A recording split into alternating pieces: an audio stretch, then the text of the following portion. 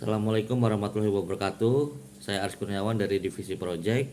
Dalam video kali ini saya akan membahas tentang tata cara dan syarat dalam aturan jual beli tanah. Tanah yang merupakan benda tidak bergerak memiliki proses jual beli yang lebih rumit dibandingkan dengan jual beli benda lainnya. Dalam prosesnya ada syarat-syarat yang harus dipenuhi agar hak milik bisa berganti nama. Selain itu, kita juga harus berhati-hati dengan jenis tanah karena setiap tanah memiliki kafling atau tata cara jual beli yang berbeda. Jangan sampai terjadi perselisihan di kemudian harinya. Jual beli tanah memiliki dasar hukum tersendiri dan harus dilakukan di hadapan pejabat pembuat akte tanah atau di hadapan pejabat negara. Oleh karena itu, ada langkah-langkah yang harus ditempuh agar jual beli tanah sah di mata hukum. Berikut tata cara, aturan, dan syarat dalam jual beli tanah. Aturan dan dasar hukum jual beli tanah. Dalam jual beli tanah ada dua aturan dasar yang perlu dipenuhi, yaitu proses transaksi dan keabsahan dokumen sertifikat.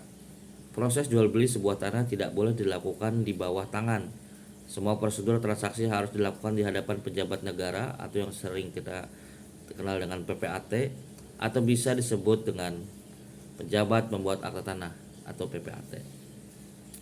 Berdasarkan peraturan pemerintah nomor 37 tahun 1998, PPAT disebut sebagai pejabat umum yang berwenang membuat akta otentik mengenai perbuatan hukum tertentu yang berkaitan dengan hak atas tanah atau milik atas satuan rumah susun.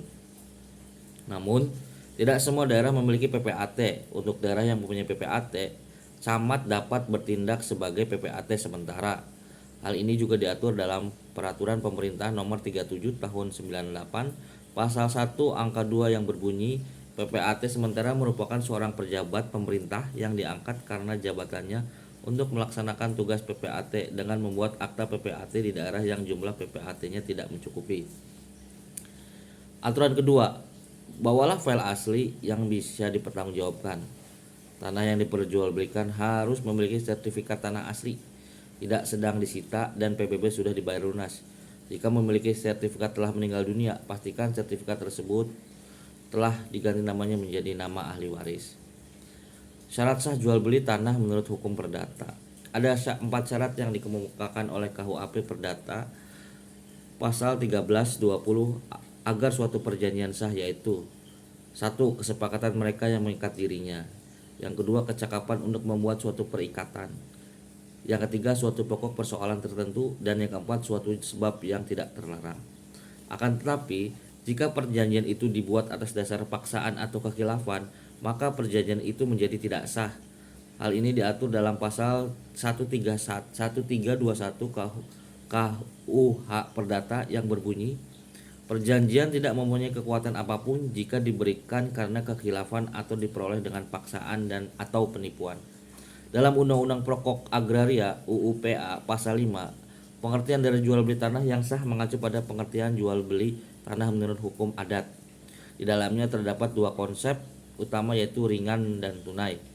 Jelas bahwa peralihan hak dilakukan di hadapan kepala adat yang bertindak sebagai pejabat, dalam hal ini PPAT. Sedangkan tunai mengacu pada pemindahan hak dilakukan secara bersamaan. Tata cara jual beli tanah kafling.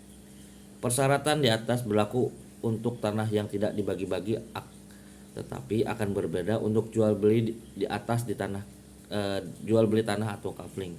Dalam bidang tanah biasanya pengembang akan memecah sertifikat menjadi beberapa sertifikat dengan sertifikat utama dipegang oleh pengembang. Meskipun telah dibagi-bagi, sertifikat tetap harus memiliki status hukum yang sama dengan bidang tanah aslinya. Saat membeli bidang tanah, pembeli tidak lagi berurusan dengan pengembang, melainkan langsung dengan Badan Pertanahan Nasional. Adapun tata cara yang perlu diperhatikan dalam membeli kafling tanah, yaitu 1. Memeriksa sertifikat dan status tanah. Yang kedua, memastikan berasal dari pemilik yang sah. Yang ketiga, kenali status sertifikat yang dibeli. Yang keempat, periksa keabsahan sertifikat. Yang kelima, bertanya ke bank kredit yang bersangkutan. Berikut alur jual beli tanah. Agar terbebas dari cacat hukum atau sengketa di kemudian hari, berikut adalah langkah-langkah yang dapat kita lakukan dalam jual beli tanah. Pertama, satu, memastikan status lahan. Kedua, mengecek keaslian surat tanah. Ketiga, membuat akta jual beli atau AJB. Keempat, membawa berkas AJB ke BPN. Proses jual beli tanah akan selesai jika nama penjual dalam buku tanah dan sertifikat telah dicoret dengan tanda tangan kepala kantor pertanahan.